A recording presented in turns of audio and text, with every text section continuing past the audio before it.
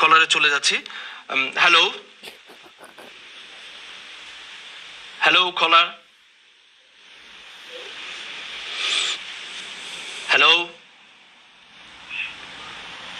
Hello hello, জি বলুন, আপনার নাম বলবেন আর আপনি কোথা থেকে বলছেন আর প্রশ্নটা প্লিজ। আমার নাম জসিম, আমি লন্ডন থেকে বলছি।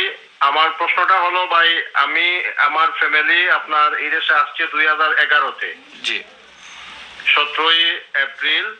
আর আসার পরে 2013-তে ওরা ইনডিফিনিট লিভ পাইছে। আমার ওয়াইফ আর আসার সময় আমার ছেলের বয়স ছিল আপনার 5 বছর। জি এখন আমার প্রশ্নটা হলো যে আমি এই গত বছর ব্রিটিশ পাসপোর্ট পাইছি। আর এখন আমার প্রশ্নটা হলো যে আমার ছেলের জন্য এখন কি আমি ব্রিটিশ পাসপোর্টের অ্যাপ্লাই করতে পারবো কিনা?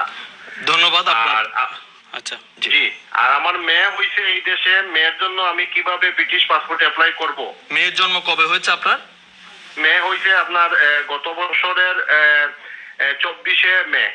আচ্ছা ঠিক আছে দর্শক, আপনার মেয়ে তো জন্মেছে আপনার ব্রিটিশ হওয়ার ইনডিফিনিট হওয়ার পর, রাইট? জি, ইন্ডিপেন্ডেন্ট হওয়ার হ্যাঁ, পর। আপনি ইনডিফিনিট হওয়ার পর যদি আপনার মেয়ে জন্মায়, আপনি সরাসরি এখন অ্যাপ্লিকেশন করতে পারবেন পাসপোর্টের জন্য, ঠিক আছে? জি, এটা হচ্ছে আপনার মেয়ে। তার আপনার ছেলে জন্মাইছে বাংলাদেশে সম্ভবত। জি হ্যাঁ, আপনার ডিপেন্ডেন্ট হিসেবে আসছে এই দেশে।